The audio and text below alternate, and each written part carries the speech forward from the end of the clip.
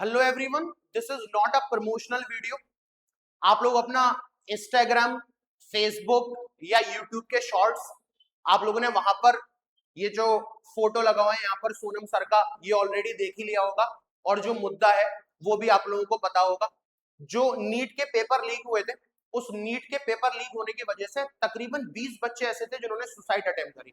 जब भी बच्चा इवन 10th के बाद जब वो 11th 12th में दाखिला लेता है, तो 11th में वो अपने सब्जेक्ट चूज करता है कि वो पीसीबी लेगा या पीसीएम लेगा या कॉमर्स या ह्यूमैनिटीज, क्योंकि उसके दिमाग में एक एम सेट होता है। ठीक है, जो पेरेंट्स है उनको भी पता होता है कि हमारे बच्चे ने पीसीबी लिया है तो वो नीट की प्रिपरेशन करेगा, पीसीएम लिया है तो जेडबलई मेंस की प्रिपरेशन करेगा, कॉमर्स लिया है तो वो CA, then MBA and so on.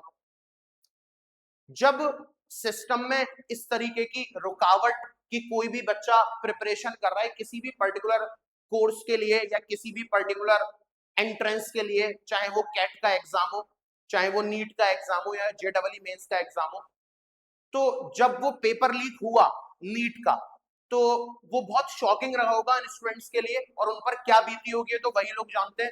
और जिस वजह से मतलब सुसाइड करना नॉट एन ऑप्शन, एक ऑप्शन नहीं है, लेकिन फिर भी उन्होंने जो है वो सुसाइड अटेम्प्ट किया।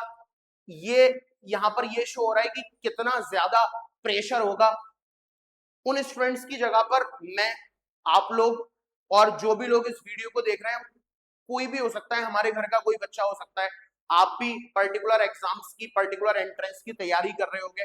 ये बात सिर्फ नीट वाले बच्चों के लिए नहीं है, ये जो इश्यू है वो सिर्फ नीट वाले बच्चों के लिए नहीं है, ये किसी भी एंट्रेंस के रिगार्डिंग हो सकता है, चाहे वो जेडबलई मेंस का एग्जाम हो या वो कैट का एग्जाम हो या कोई भी एग्जाम एसएससी का एग्जाम हो जिसके लिए प्रिपरेशन करी जा रही है।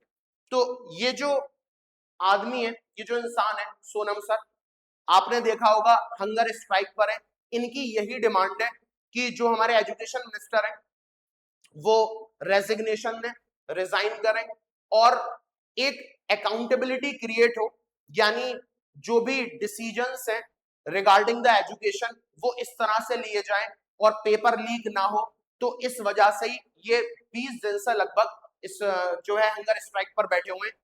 इनकी तबीयत दिन पर दिन नासार हो रही है, आप लोगों ने भी देखा होगा।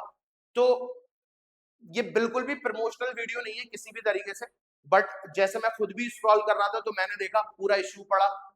और क्योंकि ये हम सबकी बात है, सारे स्टूडेंट्स को एक साथ एक प्लेटफॉर्म पर होना चाहिए। It's time to unite. मैंने कल देखा और पढ़ा भी, तो जो सर हैं वो 20 जुलाई को उन्होंने अपील की है कि 20 जुलाई को हम लोग सब जंतर मंतर पर इकट्ठे हो जाएं और एक जो है इस पर्टिकुलर नंबर पर 7011670115 इस पर आप मिस कॉल दें और जो जर्नी है इस जर्नी का पार्ट बने। और अपनी तरफ से मैं और आप लोग भी अपनी तरफ से, हम लोग यही कोशिश कर सकते हैं, क्योंकि जब तक हम लोग इस मुद्दे पर साथ नहीं आएंगे तो कल को हम हो सकते हैं यहाँ पर, या हमारे घर का कोई बच्चा हो सकता है, या आप हो सकते हो, आप भी अलग अलग एंट्रेंस की तैयारी कर रहे हो।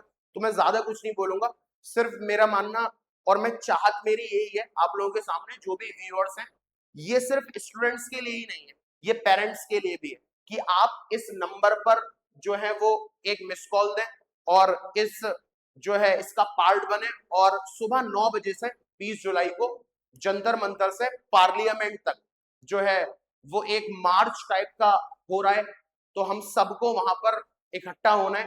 और मैं खुद भी जाऊंगा वहां पर 20 तारीख को। मैं चाहता हूं आप लोग भी वहां ज्यादा से ज्यादा तादाद में पहुंचे और इस पर्टिकुलर नंबर पर प्लीज मिस कॉल दीजिए, ताकि हम लोग इस इंसान के साथ खड़े हो सकें और एजुकेशन सिस्टम को बदल तो नहीं सकते, लेकिन बदलने का जो इन्होंने जो है परचंबा उठाया है उसके साथ हम खड़े हो सके। Thank you very much.